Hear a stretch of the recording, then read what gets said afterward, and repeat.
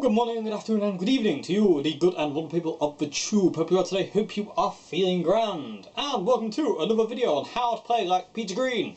Today we are focusing on the song The World Keeps Turning.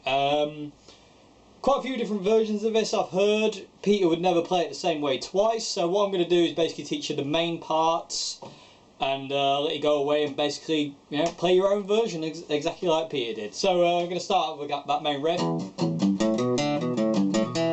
and move on from there and show you kind of the key components of the song, and yeah, there you go. So let's get to it, shall we? Okay, so first riff of World Keeps on Turning is this one. I'm going to do it with one finger, really slow, so hopefully you can kind of see what I'm doing, and I'll kind of like break it down and explain what I'm doing.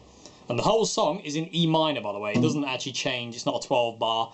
Well, it is a 12 bar, but it has one chord and has E minor. And also another kind of important thing to note is this is the rhythm of the entire song. And if you can kind of keep that going, as you know, kind of if you can kind of feel that kind of pulse of that going for the whole song, it makes it kind of flow more. So first riff is this one, and I'll try and keep all my other fingers out of the way and do this really slow.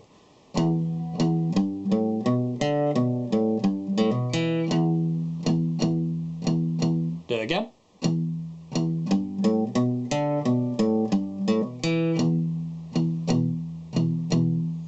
Okay, so that's the first riff, and basically what you're doing is you're starting out on your low E string open, and what you're doing down the other end of the guitar near the bridge is you're kind of palm muting that low E string, which Peter did, but the A and the D string and every other string is open, but he just palm mutes the low E.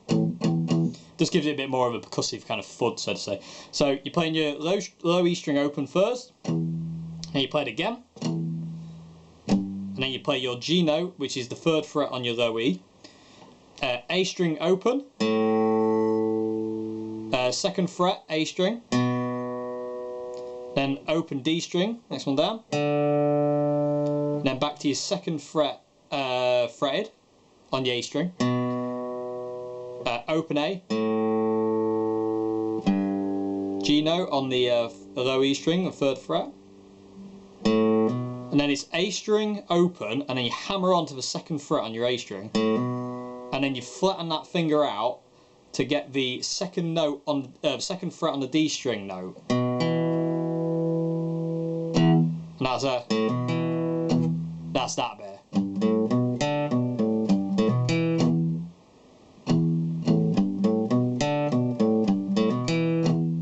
So that last bit is. And that's kind of like kind of important bit. It's kind of like a roll almost like a triplet kind of thing. It's not, I don't think it really is, but it kind of sounds a bit like it.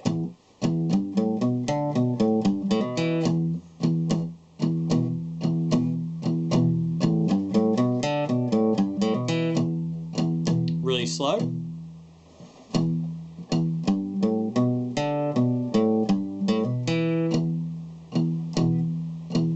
One more time.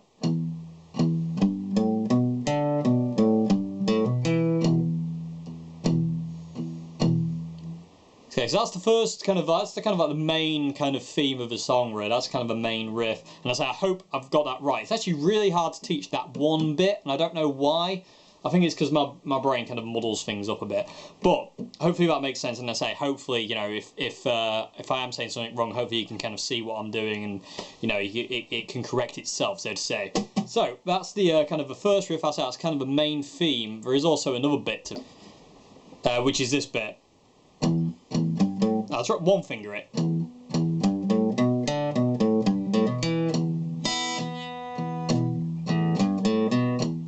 So that's the kind of next bit, and basically what you're doing is once you've kind of done the hammer on the roll, kind of like, you know, the roll to the E note on your D string, the 2nd fret on your D string, and you come back to that low E string to kind of finish off that beginning phrase. You're basically, once you've hit your low E string, you're kind of up picking, so like, you know, you're up like that, and you want to be kind of raking the high and the B strings as kind of hard as you can, really. Not stupid so they kind of go out of tune, but you want to give them a good belting, so to say, so they really kind of like ring out. And you don't have to actually hold down the low E, you can actually do it without anything on the fretboard whatsoever. you just want to give it so it has a nice kind of aggressive kind of sound to it. So, you know, that's all you're doing there is once you go back to that low E string, you hit with an up pick the high E and the B string. So the whole thing so far, really slow, is this. And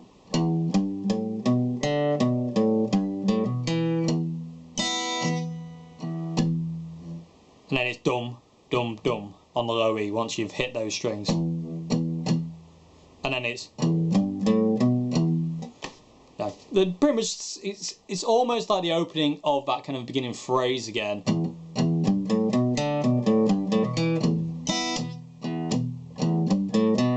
So it's kind of open at E string, 3rd fret on the low E string, open A string, 2nd fret A string, 3rd fret G string, 3rd fret low E string, and open again.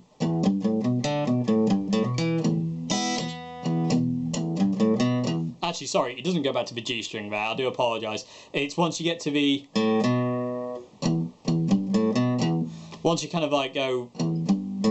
So that's open A, 2nd fret A string, back to the E string there. So just cancel out what I just said about the G note. I do apologise about that. I say this first half of this song is actually really hard to teach, and it's very strange. I don't really know why. It's also hard to kind of get the bounce of the song as well. That takes a bit of getting used to that.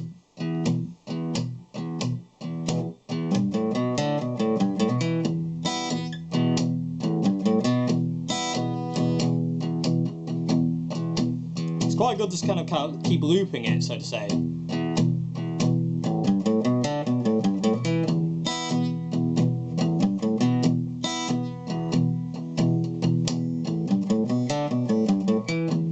I use strange fingers, I do. I kind of use my little finger and these kind of fingers. This finger kind of just remains a bit, you know, it's not redundant, but it's just kind of like, every now and again, I don't know, I kind of swap fingers around. But I'd say what the kind of best thing to do with this beginning phrase, like I say, would be definitely just kind of like keep that bum, ba bum, ba bum, ba bum, ba bum. Try and get that going, trying to get that to flow, and then kind of fit that riff into it, and you can feel when it wants to be there.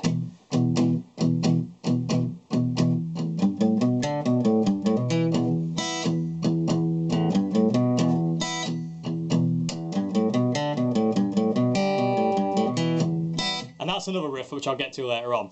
Anyway, I want to show you my favourite one now. Okay, my favourite little kind of bit in World Keeps on Turning is this.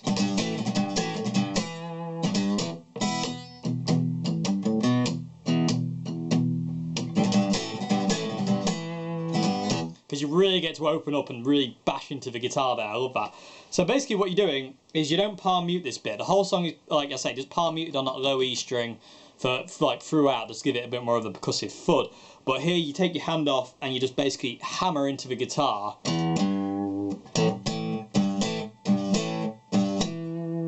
So basically what you're doing is you're playing your low E string G note, which is on the 3rd fret, and then you go down here and play an A, well it's like an A5.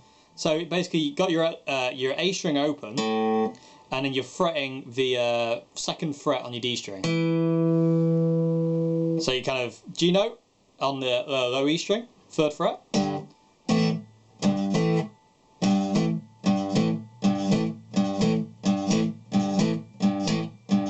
I'm actually hitting the 2nd fret on the G string as well. So it's like that. And then you can kind of keep that going for as long as you want, really. Peter would do it sometimes where he'd do it a bit longer than kind of normal, so it'd be like... And to finish it, you end on this note here, which is an E note on the 2nd fret on your D string. And then you go back to your G note, slightly bend it down, then release it and go back to your E. So really slow. So coming out, kind of piecing it together, kind of doing this.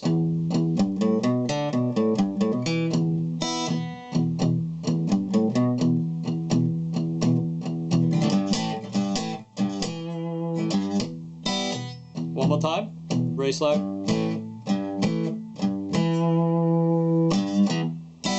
And again, back to that, where you hit the low E string and then you rake up on the high E in the B string. afterwards. And I say you can do that multiple times, and you can also keep it going for really long, so you can kind of go.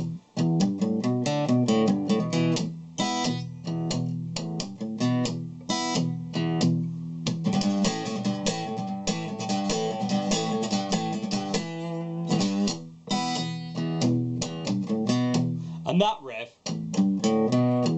is kind of like his kind of turnaround. When he would sing a line like "I don't want for no worries," he would kind of like he would do that line. That wasn't it. That was a mistake right there. Bad Dave. Bad Dave. So yeah. So that little riff there. That kind of variations on that really is kind of what he would do after kind of like he would sing or.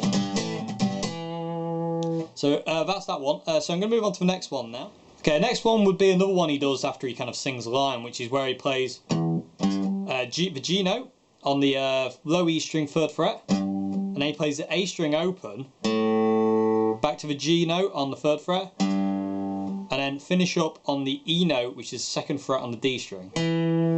So the whole thing is, and you hear him do that one quite a bit as well. And then to finish it off, you kind of do go back to your 3rd fret G note on the low E string, and bend it down slightly again and release it.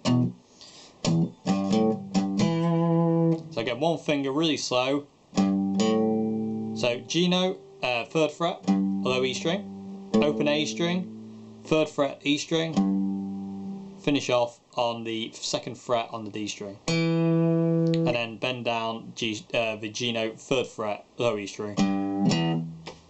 There to get back into that, and that's a really cool sounding little fill there.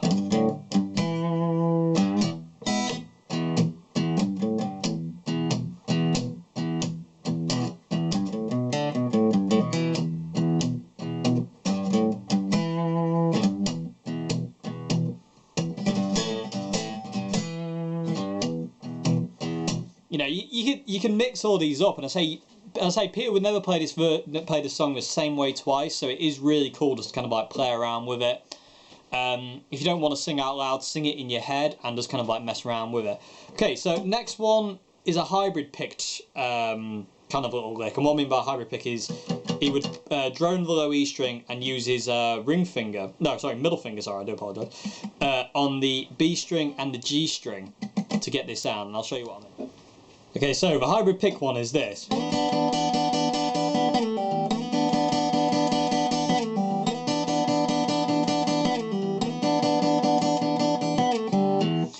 And I did it 4 times there just to show you, but he only does it twice. So basically what you're doing, as I say, is you're, again, palm muting that low E string.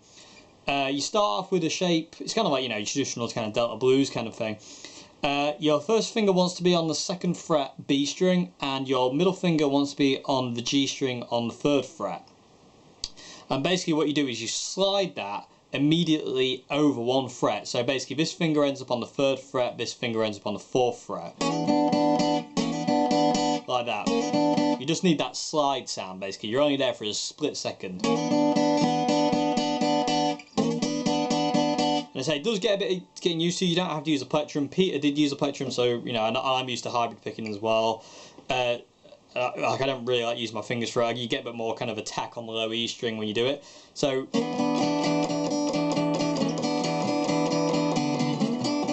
and it is in the same rhythm. It's not a different rhythm, which makes it a lot easier as well. So yeah, it just sounds great.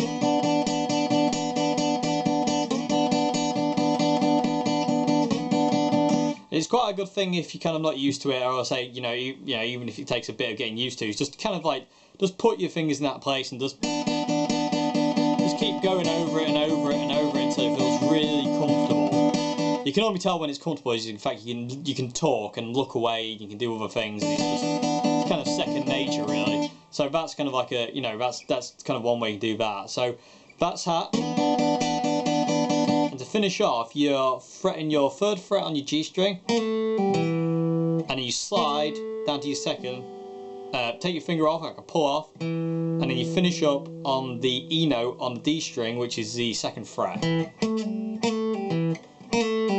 And you can use any finger, use fingers you feel comfortable using, like, you know, That's kind of the most important thing. I'm not going to tell you which fingers to use, because what fingers you might find more comfortable, I probably won't use. So it's really important to kind of like, you know, if you want to do it like that, if you want to do like that, you know, do it whatever way you're most comfortable with, regardless of what people say, or maybe even what I'm doing. You know, just do whatever's comfortable for you, or whatever's best for you.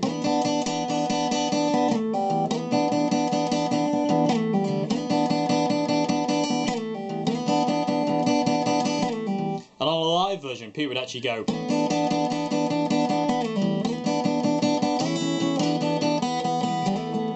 And go into this other bit, which I'm going to go into in a minute. I don't want to rush ahead of myself. So that's that first bit. So I do it really slow.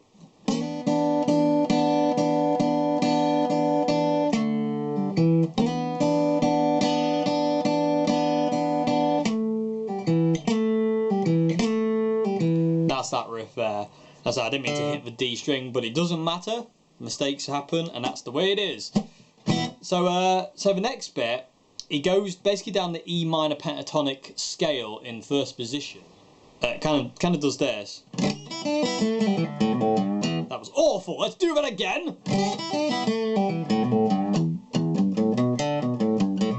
And it kind of doesn't really matter how you kind of get to the top, but the most important part is this bend on the high E string. And what he does, he kind of rakes all the strings into it.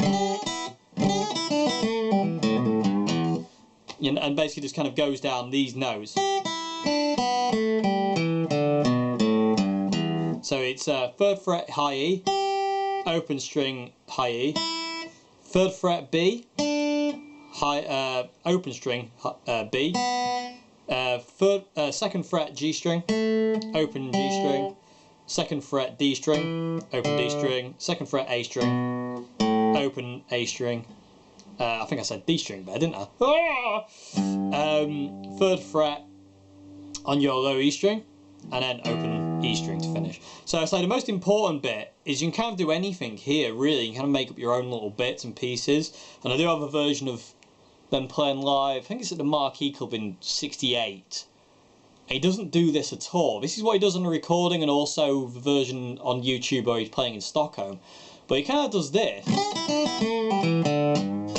And he kind of shortens it. I think he would just kind of like, however he felt at that point in time. And that's kind of like the key point, is however you feel. If you don't want to do the whole pentatonic thing, don't do it. You know, you could do something like that, a bit more Stevie Ray Vaughan-ish that, but it'd still work in this style of. So I'd say the most important thing is break down all the strings to that 3rd fret on the high E. You know, the more aggressive you can be with that, you know, the better it'll sound. And then you kind of open high E, 3rd fret B string, and then back to your high E again. And then you can kind of go to your G string on the 2nd fret. You can do something like that, or you can do so much with that pentatonic scale up this top end. You really can. I mean,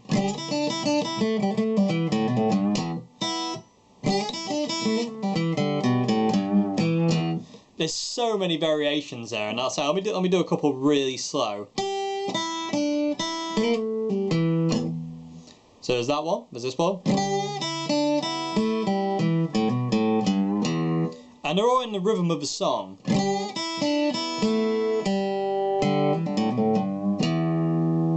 You know, and I say it's basically going to make your own kind of go up that pentatonic.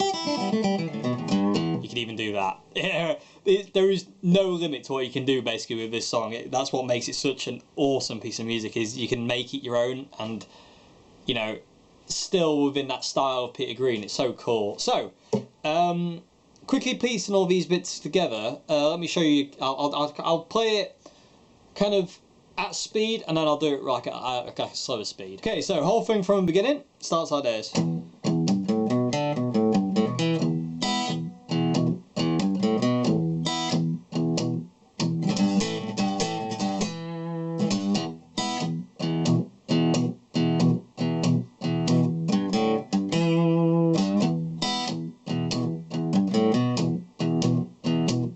High riff bit.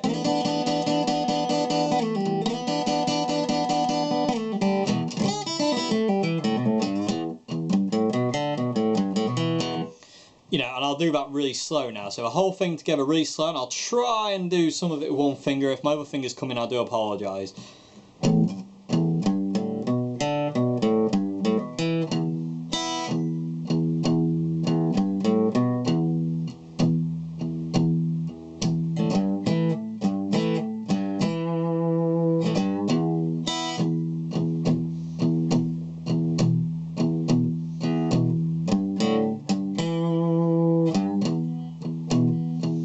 Hybrid pick bit.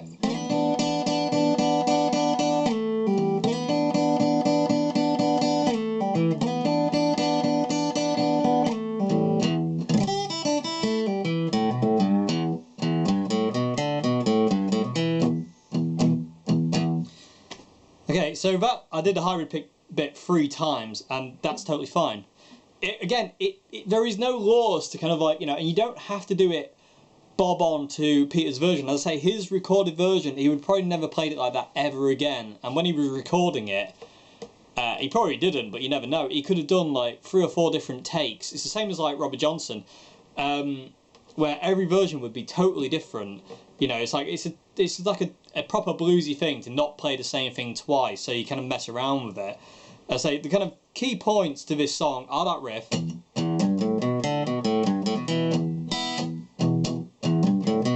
That one, this one, and that one, which is kind of a variation on this one, just a bit less aggressive. The hybrid pick bit, which is the break in the middle.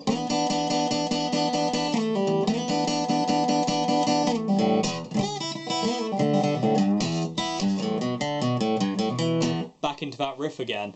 So they're the kind of real key important components of this song. And I say, it's up to you really how you kind of play around with them. And I feel it's so important to kind of put your own stamp on songs like this that are in the style of that kind of like, you know, that old style Delta blues track, those songs where they were never the same way twice. And learning things note for note is good. And it is, you know, it is kind of an important thing to do. But with a song like this, I think it's important to kind of learn the key components and just basically kind of mess around with it and make it your own. And that's not me being lazy. It's getting into more of the feel of that kind of music. Blues is very, very kind of improvised and very kind of like, you know, how you feel at that specific time. And there's not many better players than Peter to kind of prove that kind of point of, I feel like this, so this is how I'm going to play it. Like when he does that, you know, you can really hear that what he's feeling when he digs into that guitar. You know, all those emotions come out, and when he does, and you know how he goes from hard to soft, and you know, like, you know, it's hard soft picking, and like, you know, the dynamic where it gets louder and quieter. It's so important to get to kind of like, you know, just to feel your way through it and how you feel. If you feel, you know, if you feel somber about it, it's not going to be aggressive, or maybe it will be aggressive. It kind of depends how you feel. And I say that's kind of the most important thing, really. I'm waffling on again. Anyway, let me think if there's any other kind of important things. Yeah, there's an important bit, which is kind of like, it would kind of sometimes loop the intro, where it kind of... So you kind of get what I mean. There's like 2 rounds of the intro there. So it's kind of...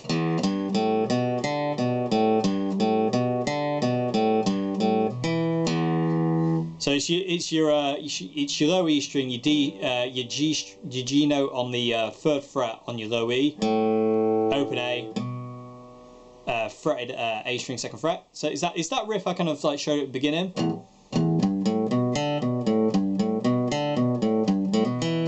But you're just basically doing it twice instead of once. I mean, the main riff is just once, but Peter sometimes would do it double.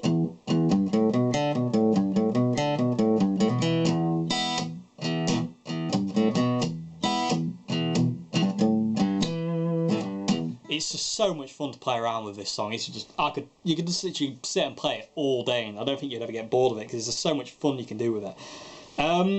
Oh, another thing he does, it's quite hard to do, but it'll bend up the G string second fret. That quite a lot.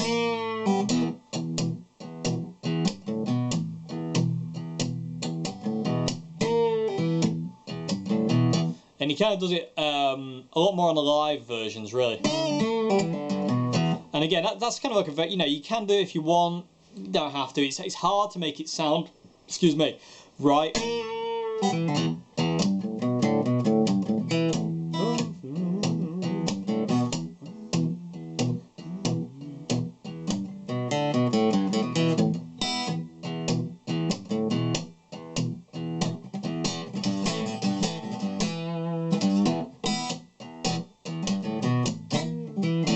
Yeah, you can just kind of put it in wherever you feel, really. And again, it's kind of like a rake into it. You can have really hit it, or you can, you know, you don't have to hit it very hard at all. It's kind of, again, how you feel. That's the most important thing when you're playing any song, any style of music, is play it how you feel. You need to get that emotion over, like, you know, you really need to convey that. It's so important. The feel of the thing is so more important than anything else. It really is. So, I think that's it, really. So what I'm going to do now is I'm just going to go through the entire kind of song, play it, hopefully give you some ideas of, like, you know, what you can do, and yeah, we'll go from there.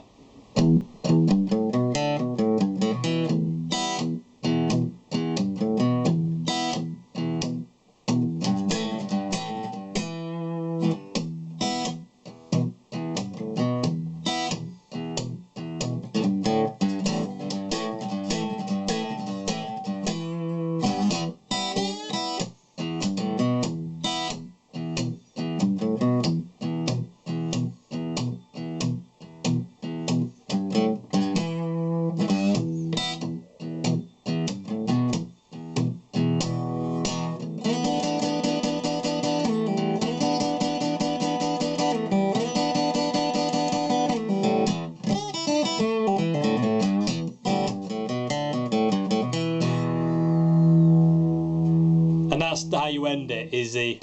And then just hit your low E string. And there's also another one which I've just remembered, which I actually totally forgot about, literally until just, it popped in my head just now, which is that riff.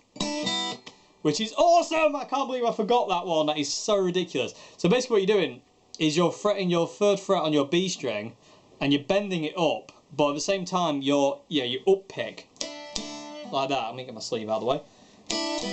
So you're bending up your B string, at the same time you kind of hit your high E and your B strings with up pick with your plectrum, and then you play it just those bottom two strings open, and that kind of fits in like this.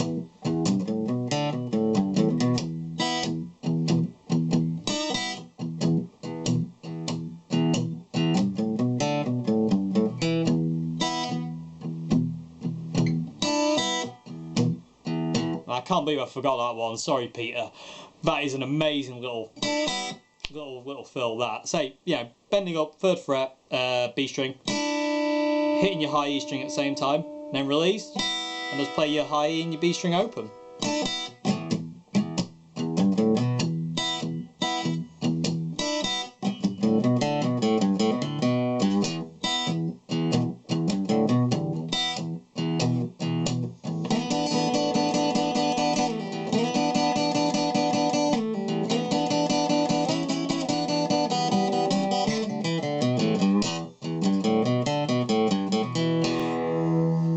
Okay, so I hope this has been informative. I hope this is kind of like, you know, I say, taught the kind of key components of World Keeps on Turning. It's an awesome song, absolutely awesome. And I say I've done it on my acoustic. I say Peter's version originally was on acoustic, but you can do it on a Les Paul, which I'm going to finish on in a minute. I'm going to show you it, kind of like, you know, just with Les Paul, like show you what it sounds like. It sounds ace, and I say there's an amazing version of him doing it on YouTube. It's not the best footage, but you know, for how much footage there is of Peter Green, which there isn't a lot, I suppose we have to be grateful for it. And it does kind of show a little bit of what he's doing, and kind of close up of what he's doing, which is really, really cool. But yeah, as I say, I hope this video has been informative, and thank you very much for watching, and I hope you enjoyed it. And we'll see you again very, very soon for another video. Goodbye now. See you later. Oh yes, and have a great morning, afternoon, good evening. I've nearly forgot. Goodbye.